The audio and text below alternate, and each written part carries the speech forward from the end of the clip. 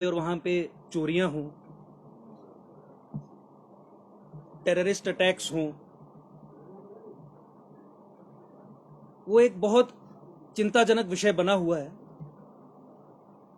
घर में घुस घुस के लोगों को मारा जा रहा है और इस सब पृष्ठभूमि में यहाँ की यूटी एडमिनिस्ट्रेशन और भारत सरकार का जो तंत्र, जो सिक्योरिटी एस्टेब्लिशमेंट और साथ में कुछ कुछ main stream political parties including Bhajpa जब ये पोजीशन ले रही हैं कि ये हत्याएं और ये जेनोसाइडल असॉल्ट्स, अटैक्स कश्मीरी मुसलमान को बदनाम करने के लिए या डेवलपमेंटल प्रोसेसेस को डीरेल करने के लिए हम देख रहे हैं कि पोजीशन ली जा रही है, ये कहते हुए तो एकजुट जम्मू ने अपना ये धर्म समझा कि इस विषय पे आके आपके माध्यम से पूरे देश और पूरी यूटी की जनता से मुखातिब हो पाए और बता पाए कि किस तरीके का षड्यंत्र जम्मू कश्मीर में जम्मू संभाग के लोगों के खिलाफ और कश्मीर में हिंदुओं के खिलाफ यहां का सरकारी तंत्र और मेन स्ट्रीम पॉलिटिकल पार्टीज ही रच रही हैं। मुझे ये कहने में कोई गुरेज नहीं है और हम पहले भी बहुत बार इस बात को एक्सप्लेन कर चुके हैं कि पिछले 70 साल की नेहरूवियन पॉलिसी ऑन J&K, जिसे 2014 के बाद भी अडॉप्ट किया गया और फर्दर परपेचुएट किया गया, चलाया गया, वो पॉलिसी आज की डेट में पाकिस्तान के जो लॉन्ग टर्म पॉलिटिकल गोल्स हैं जम्मू कश्मीर को लेके, उसे फैसिलिटेट करने का, उसे कंसोलिडेट करने का काम करती है। जम्मू कश्मीर में और खासकर जम्मू संभाग में इस्लामीकरण का एक जेनोसाइडल प्रोसेस कई दशकों से चल रहा है। कश्मीर का इस्लामीकरण करने के बाद जम्मू संभाग के इस्लामीकरण करने के लिए, ताकि हिमालय का इस्लामीकरण हो सके और अल्टीमेटली सनातन का इस्लामीकरण हो सके, वो जो ऑब्जेक्टिव है, वो जो पॉलिसी पैराडाइम है, जिसके बारे में डिटेल में मैंने चर्चा की भी है लेकिन इस प्रेस कॉन्फ्रेंस में नहीं करूंगा, लेकिन एक पॉइंटर मैं दे रहा हूं कि with an ultimate objective of Islamizing Sanatan Indic civilization, वो निरंतरता से यहां पे चल रहा है। ये होने के बावजूद भी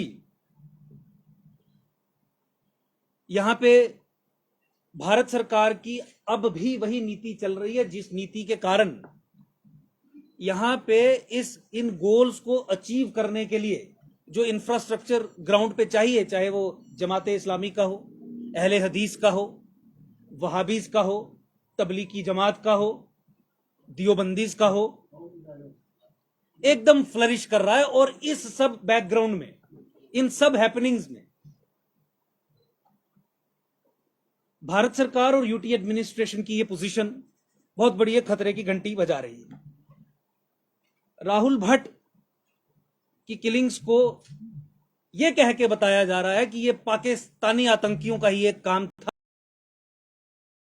जैसे लोगों की हत्याओं को इस्तेमाल किया जा रहा है कश्मीर में जिहाद की जो जंग चल रही है उसे कवर अप करने के लिए।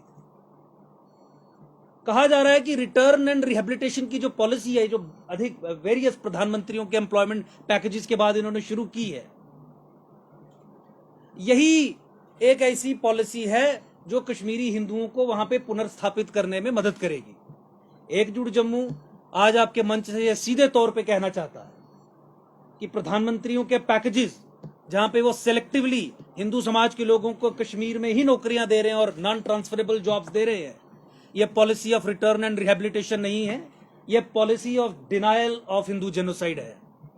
क्योंकि इसके पीछे की मंशा यह है कि देश और दुनिया को बताया जा सके कि देखिए, हमने उठा के हिंदुओं को वहां पे रख दिया, वहां पे सेक्युलरिज्म रिस्टोर हो गई है, वहां पे हिंदुओं की के साथ रेस्टोरेटिव जस्टिस हो गया है, वहां हिंदू मुसलमान इकट्ठे रह रहे हैं। एक सेकुलर डिस्गाइज, एक सेकुलर कवर, एक सेकुलर ड्रेसिंग, एक जिहादी वॉरफेयर के ऊपर खड़ी करने का काम भारत सरकार कर रही है। गिवन जो परिस्थिति है उसमें यह कहते हुए भी कोई बड़ी बात नहीं होगी, अतिशयोक्ति नहीं होगी कि जम्मू कश्मीर में हिंदुओं को सरकार ने ही इन जिहादी एक्टर्स के हाथ में स्ट्रेटेजिक होस्टेजेस की तरह रख दिया है कि वो लेवरेज करते, जब चाहे जो चाहे चीजें करते हैं, एक मैसेज देते हैं, और इस्लामीकरण के प्रोसेस को इन होस्टेजेस को मार के, इनको इस्तेमाल करके, जो भारत सरकार ने हैंड ओवर की है, उस प्रोसेस को आगे बढ़ाते हैं, जो प्रोसेस देश के विरोध में भी है।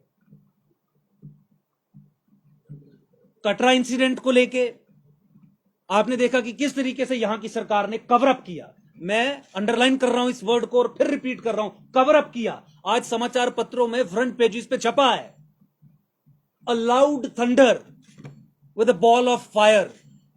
एक धमाका होता है और जैसे बम फटना या आईईडी के बाद जैसे एक गुब्बारा आग का आता है, उस तरीके की घटना। और आज तक यह सरकार बताने में सक्षम नहीं है कि एक्चुअल रीजन, सही कारण इस इंसिडेंट का, इस हादसे का क्या था।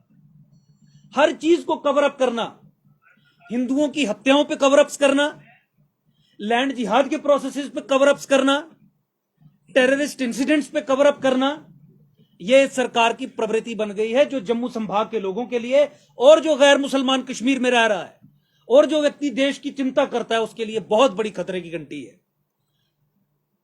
कुछ समय पहले ही प्रधानमंत्री जी ने अपने अभिभाषण में यह कहा था कि कांग्रेस ने उस इकोसिस्टम को स्पीयर हेड किया, लीड किया, जिसने देश से, दुनिया से यह छुपाया कि कश्मीर में हिंदुओं के साथ 90 के दशक में क्या हुआ था। आज हम आपके माध्यम से सरकार से यह सवाल पूछना चाहते हैं, क्या आपकी सरकार भी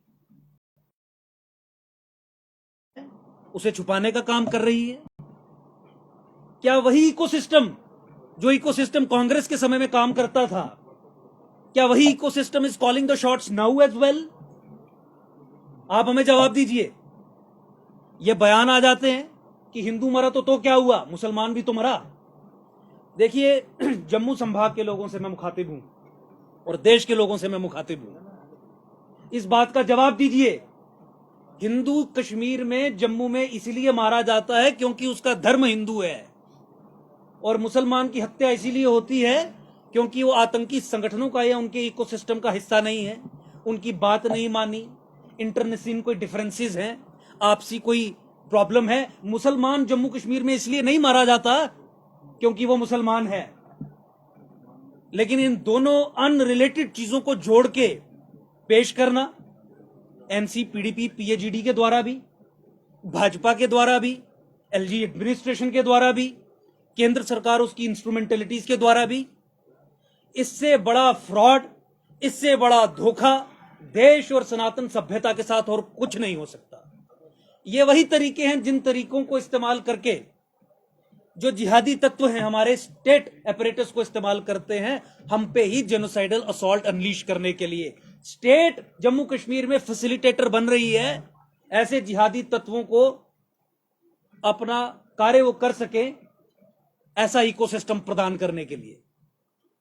ये बहुत अफसोस की बात है कि जम्मू कश्मीर में भारत सरकार आज प्रतिदिन अभी भी आ रहे हैं उसे जेनोसाइड कहने से मना करती। आज हम एकजुट जम्मू के प्लेटफॉर्म से सरकार से 2-3 डिमांड्स करना चाहते हैं। हम ये कहना चाहते हैं और हमारा ये उद्देश्य भी है, कश्मीर की, जम्मू कश्मीर में जो प्रॉब्लम है उस प्रॉब्लम का ultimate solution separate Jammu state है। जम्मू को कश्मीर से अलग करना है और कश्मीरी हिंदुओं को अगर आपको विस्थापित करना है तो रिटर्न एंड रिहेबिलिटेशन की पॉलिसी, जो एम्प्लॉयमेंट पैकेजेस के जरिए उन्हें स्ट्रेटेजिक होस्टेजेस बना के उन्हें सौंपते हैं, वो नहीं है। कश्मीर को 2 हिस्सों में तोड़ना है।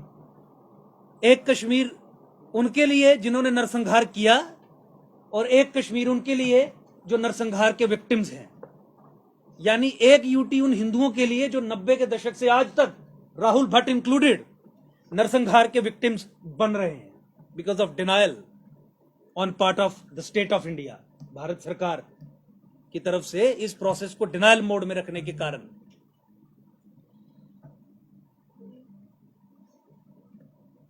भारत सरकार यह तय कर ले कि जम्मू कश्मीर में सत्ता, कंट्रोल, पावर आप अलगाववादियों के हाथ में देके रखेंगे या राष्ट्रवादियों को मजबूत करेंगे। मुझे लगता है जिस तरीके की परिस्थितियां जम्मू कश्मीर में बन रही हैं, वो समय दूर नहीं है जब पूरा विध्वंस जम्मू संभाग के लोगों पे अनलीश किया जाएगा। भारत सरकार, यूटी एडमिनिस्ट्रेशन एक तो कटरा इंसिडेंट पे अपना स्पष्टीकरण दे, और दूसरा कश्मीर में हिंदुओं की जो निरंतर हत्याएं हो रही हैं, कश्मीर में जो पीएम पैकेज के तहत लोग काम कर रहे हैं, उनकी सुरक्षा का पूरा ध्यान रखे। हम नहीं चाहते कि उन्हें चुन चुन के मारा जाए। आपको उन्हें इवैक्यूएट करना है, ट्रांसफर करना है, ट्रांसफर करिए, इवैक्यूएट करिए। आप एक full fledged policy structure introduce करिए ताकि ठीक तरीके से वहां पे हमारा हिंदू समाज रह पाए। आपके अगर कुछ सवाल हैं तो आप पूछ सकते हैं। अतुल जी, आपने देखा कि किस तरह से जो कश्मीर में कश्मीरी पंडित जब प्रोटेस्ट कर रहे थे आतंकवाद के खिलाफ, उन पर लाठीचार्ज किया गया, काफी हंगामा हुआ, और बीजेपी की जो नीतियां हैं केंद्र सरकार की या फिर एलजी सरकार की, उसका भी काफी विरोध हुआ। एलजी द्वारा एक ट्वीट किया जाता है, कहा जाता है कि इसमें इंक्वायरी करवाई जाएगी। तो क्या आपको लगता है कि इंक्वायरी का आदेश देना, क्योंकि इस तरह की इंक्वायरीज के लिए तो सरकार पिछले 2-3 सालों से शायद एक सीरीज ऑफ ट्वीट भी एलजी के सामने आई थी जिसमें उन्होंने कहा था कि कड़ा एक्शन लिया जाए। आपको लगता है कि सरकार ईमानदारी से कश्मीरी पंडितों के लिए सोच रही है? आप किस तरह से इसे देखते हैं? सरकार कश्मीरी हिंदुओं के लिए, इनफैक्ट जम्मू के हिंदुओं के लिए भी इनसेंसिटिव है।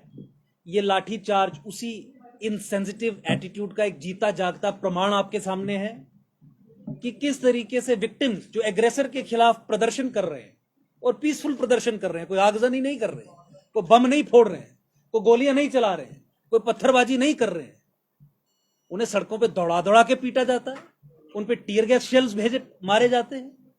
ये सरकारी तंत्र की इनसेंसिटिवनेस टुवर्ड्स दिस कम्युनिटी, और मैं ये अंडरलाइन कर रहा हूं वर्ड, टुवर्ड्स दिस कम्युनिटी जाहिर करती है। और दूसरा, जहां तक आपने इंक्वायरी की बात की, वो तो देखिए पल्ला छुड़ाने वाली बात है। इंक्वायरी तो माता वैष्णो देवी श्राइन बोर्ड के अधिकारियों द्वारा जो 12 हिंदू यात्रियों का वहां पे एक प्लान्ड मर्डर किया गया, उसके ऊपर भी की गई थी। क्या निकल के आया सामने? जिस तरीके से एक मैन्युफैक्चर्ड स्टैम्पीड वहां पे एग्जीक्यूट किया गया, क्या निकल के आया उस इंक्वायरी में? और बाकी भी जितनी इंक्वायरीज आप ऑर्डर करते हैं, क्या निकल के आता है उनमें? तो इसलिए इंक्वायरी का ट्वीट करना, इंक्वायरी के लिए कहना, एक व्हाइट वॉश करने के अलावा और कुछ नहीं है, और एक टोटल इनसेंसिटिवनेस टुवर्ड्स द कम्युनिटी इस एडमिनिस्ट्रेशन की झलकाता है। कश्मीर में जो कश्मीरी हिंदू अभी इस समय में, आज की भी बात कर रहा हूँ, लगातार 2-3 दिन से जब से ये राहुल भट्ट की हत्या की गई है कश्मीर में, उसके बाद से जो लोग प्रोटेस्ट कर रहे थे, उनको अब उनकी कॉलोनी, जो कश्मीरी हिंदुओं के लिए जो कॉलोनी बनाई गई है, वहां पर उन्हें बंद कर दिया गया। पुलिस द्वारा उन्हें बाहर नहीं दिया जाना जा रहा। कई लोग मेरे कांटेक्ट में हैं वहां पर। तो आपको क्या लगता है कि सरकार क्या दिखाना चाहती है? नहीं, सरकार तो कवर अप करना चाहती है। सरकार तो ये दिखाना चाहती है कि वहां पे हिंदुओं की जो टारगेटेड किलिंग्स हो रही हैं, वो डेवलपमेंट के प्रोसेस को डीरेल करने के लिए हो रही है, वो कश्मीरी मुसलमान को बदनाम करने के लिए हो रही है। तो सरकार के इस झूठ की पोल वो लोग ना खोल दें, इसलिए उन्हें बंधक बना के रखा है। और आप ये तो छोड़िए कि वहां पे उन्हें बांध के रखा है, बाहर से भी कोई व्यक्ति जाना चाहता है तो वहां पे उसे एंट्री अलाउड नहीं है। मेरी कई लोगों से वहां पे जो बंधक बने पड़े हैं, उनसे बातचीत हुई, उन्होंने कहा कि हमें बहुत लोगों ने संपर्क किया, हम आना चाहते हैं, लेकिन लोकल एडमिनिस्ट्रेशन उन्हें एंट्री नहीं दे रही है। तो आवाज भी उठाने की इंडिपेंडेंस इस समय जम्मू कश्मीर में उन लोगों के पास नहीं है जो इस्लामिक जिहाद, टेररिस्ट एक्टिविटीज के विक्टिम्स हैं। आवाज उठाना चाहते हैं, सरकार उनकी आवाज को कुचलने का, दबाने का काम यहाँ पे कर रही है। कटरा में हुए जो हादसे में जो शुरुआती जांच, जो एनआई ने शुरुआती जांच की है, उसने कहा कि हो सकता है कि आतंकवादी घटना हो। अगर ये आतंकवादी घटना साबित होता है तो हिंदू यात्रियों पर कितना बड़ा आप इसे हमला मानते हैं? नहीं, देखिए, इससे बड़ा हमला और क्या हो सकता है? You have to see it in the background of targeted attacks जो ऑलरेडी हो रहे हैं यहाँ पे हिंदू कम्युनिटी पे, और फिर आपको उससे जोड़ना है कि इन अटैक्स को किस तरीके से भारत का सरकारी तंत्र डिफाइन करता है। वो कहता है ये तो डेवलपमेंटल प्रोसेसेस को डीरेल करने के लिए हो रहा है। हिंदुओं के जो तीर्थ स्थानों पे जाने वाले यात्री हैं, उनकी बसों पे हमले हो रहे हैं, ये कहते हुए कि तुम अपने तीर्थ स्थानों पे नहीं जाओगे। ये भारत सरकार उस पर कवर अप, उस पर पर्दा डालने का काम करती है और कहती है नहीं नहीं नहीं, ये जिहाद नहीं है, ये इस्लामी आतंकियों द्वारा हमला नहीं है, ये तो ये कुछ शरारती तत्व हैं जो डेवलपमेंटल प्रोसेस को डीरेल करने के लिए कर रहे हैं। इससे बड़ा धोखा भारत सरकार ना देश के साथ कर सकती है, ना जम्मू संभाग के लोगों के साथ कर सकती है, ना उन तीर्थ यात्रियों के साथ कर सकती है जो वहां पे गए थे। इन्हीं तरीके के कवर अप्स के कारण इन समस्याओं का निवारण नहीं हो पाता। सरकार स्वयं शील्ड प्रोवाइड करती है और ये जिहादी इंफ्रास्ट्रक्चर नीचे नीचे पनपता जाता है, चलता जाता है और इस तरीके की हरकतें करता रहता है। क्या कारण है? मैं तो सीधा कह रहा हूं कि सरकार कवर अप कर रही है, सरकार छुपा रही है। सरकार नहीं जानती है कि किस तरीके का हमला था, सरकार नहीं जानती कि कौन से बॉर्डर से वो लोग आए थे। जेएनयू के प्रोफेसर ने भी उन्होंने भी कल ट्वीट किया, उन्होंने कहा है कि ये जो क्योंकि एनआईए ने कहा है कि उसके अंश मिले हैं जो आई। दैट इज हाउ, देखिए जब आप शुरू में डिनायल मोड में रहेंगे, जब आपका उद्देश्य है कि कवर अप करना है, जब आपसे यूटी संभल नहीं रही है, वहां पे राहुल भट्ट की हत्या हो रही है, यहाँ पे सिदड़ा में मंदिरों पे हमले हो रहे हैं, सुंजवा में टेरर अटैक हो रहा है, आपके सिदड़ा और कुंजवानी क्षेत्र में आईडीज डिस्कवर हो रहे हैं, आपको पता ही नहीं चल रहा है कि किस तरीके से चीजें हो रही हैं, आप पंगु बन के बैठे हैं, तो छुपाने का काम करेंगे। यही छुपाने का काम इस समय यूटी एडमिनिस्ट्रेशन जम्मू कश्मीर में कर रही है, जिसके कारण अब एक बफर टाइम ले रही है। आज नहीं बताएंगे, 15 दिन में बताएंगे, जब लोगों का गुस्सा शांत हो जाएगा। आज अभी राहुल भट्ट की हत्या हुई है, इस बमबारी की हत्या के हमले के बारे में 20 दिन के बाद बताएंगे, 25 दिन के बाद बताएंगे, तब तक एक टाइम वो करेंगे। ये बहुत डेंजरस सिचुएशन में हमें यहाँ की सरकार डाल रही है, जो देश की और हमारी सिक्योरिटी को कॉम्प्रोमाइज करने वाली बात है। इस बात को किस तरह से देखते हैं, क्योंकि अभी जिस तरीके से राहुल भट्ट की निर्मम हत्या हुई और वहां पर लोगों ने जो प्रोटेस्ट किया, उसके बाद माफी जो है बीजेपी अध्यक्ष रविंद्र रैना द्वारा मांगी गई, ये ऐसा नहीं होना चाहिए। और वहीं दूसरी तरफ हम देखते हैं जम्मू के यूथ के बारे में, चाहे वो बीएसएफ सीआईएसएफ के स्टूडेंट्स हो, उन पर भी लाठीचार्ज होता है, उन्हें जेलों में बंद किया जाता है। और किस तरह से आप पूरे देखिए, ये घड़ियाली आंसू है, और मैंने बीजेपी की ऑफिशियल पोजीशन इस पे देखी। मांगी जाती है, नहीं, माफी वो सब प्रपंच है, फ्रॉड है। देखिए, मैं आपने स्पेसिफिक क्वेश्चन पूछा तो मैं इसका प्रेस कॉन्फ्रेंस में जिक्र नहीं किया था, लेकिन अभी इसे एड्रेस करना चाहूंगा। भाजपा की आधिकारिक पोजीशन है कि ये हत्याएं मुसलमानों को बदनाम करने के लिए की जा रही हैं, कश्मीरी, ये डेवलपमेंटल प्रोसेस को डिरेल करने के लिए की जा रही है।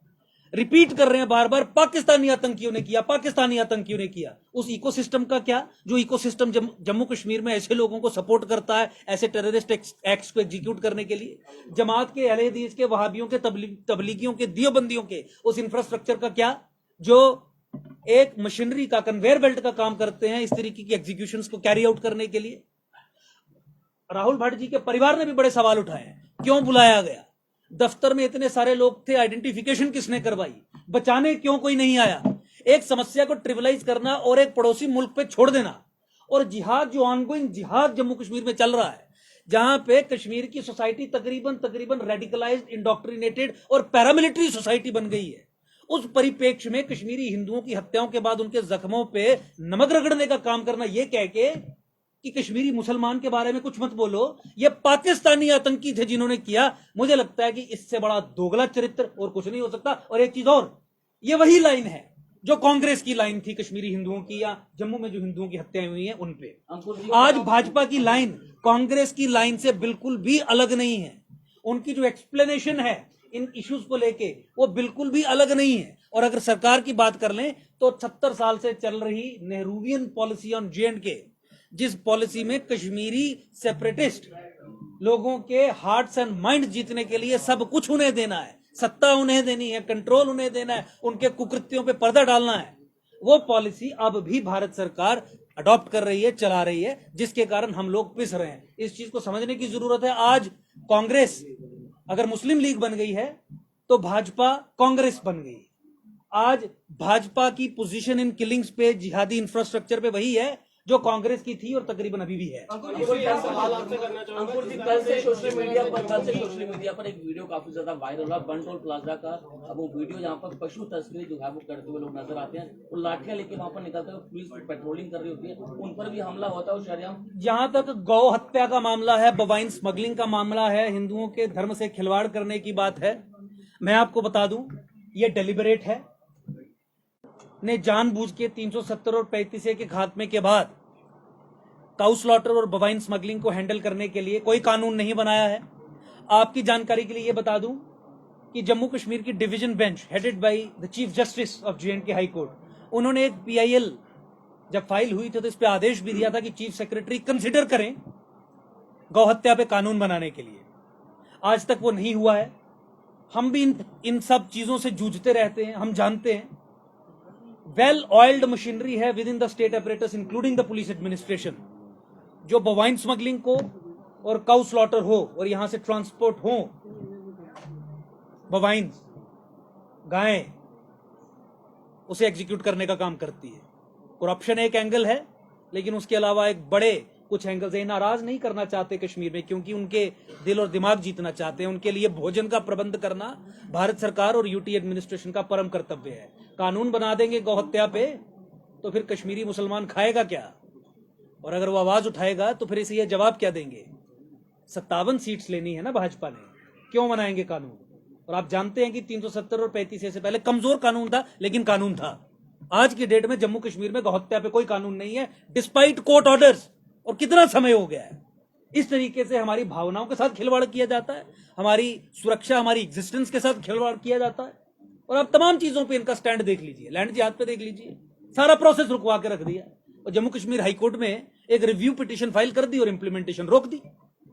अब सब मजे में है। जिसका जम्मू स्टेट हुड का आप और कई रीजनल पार्टीज के जो नेता हैं उनका सवाल ये रहता है कि जम्मू स्टेट हुड हमें चाहिए, लेकिन जो नेशनल पार्टीज हैं, जो जम्मू के जो नेता हैं, जो वो नेशनल पार्टीज के अधीन आ जाते हैं, क्या संभव है कि वो नेता दिल्ली के सेंटर के हाथ में आकर जम्मू के स्टेट हुड की बात वो कर पाएंगे और कभी वो दिला पाएंगे? नहीं, सवाल ही पैदा नहीं होता, क्योंकि दिल्ली के लिए तो जम्मू कश्मीर मात्र एक छोटी सी यूटी है, छोटी सी स्टेट है। और वहां पे जो 2014 के बाद, 2014-15 के बाद भी जो नीति दिल्ली की नहीं बदली है, तो गिवन परिप्रेक्ष्य में ये बिल्कुल साफ है, क्लियर है कि कोई भी नेशनल पार्टी और उसके लीडर्स जो यहाँ पे भी हों, लोकल लीडर्स, ये डिमांड रख ही नहीं सकते कि कश्मीर को जम्मू से अलग किया जाए। क्योंकि इन सब national political parties including BJP, इनकी सोच ही यही है कि जम्मू कश्मीर को कश्मीरी मुसलमान के हाथ में सत्ता सौंप के ही चलाना है, क्योंकि वही इंडियन डेमोक्रेसी और सेक्युलरिज्म की दुनिया में बहुत बड़ी विक्ट्री होगी। हमें तो इनके दिल जीतने हैं, हमें तो इनका विश्वास जीतना है। उसके लिए जम्मू की, देशवासियों की बलि देनी पड़े बलि देंगे। और यही कुकृत्य इनके आपके सामने नजर आ रहे हैं। मुझे आश्चर्य ये होता है कि इन लोगों के खिलाफ पूरा समाज खड़े होकर सवाल क्यों नहीं उठाता जब सामने ये चीजें इनके हो रही हैं। तो आम आदमी पार्टी पर आप क्या देखते हैं, जो अभी पैंथर्स पार्टी थी वो पूरी तरह से डिसॉल्व, हर्षदेव जो चेयरमैन थे वो भी वहां चले गए, मतलब जो जम्मू के लिए बात करती थी पैंथर्स पार्टी, आज वो कहीं नहीं दिख रही है। तो किस तरह से आप आम आदमी पार्टी देखो नेता लगातार जगाया के जा रहे हैं, आपको क्या, किस तरह से आप आम आदमी पार्टी को किस तरह से देखते हैं? देखिए, कांग्रेस हो, पैंथर्स हो, आम आदमी पार्टी हो, आइडियोलॉजिकल फ्रेम में ये एक ही श्रेणी के एंटिटीज थी, तो उनका जाना it is not going to make much difference for Jammu.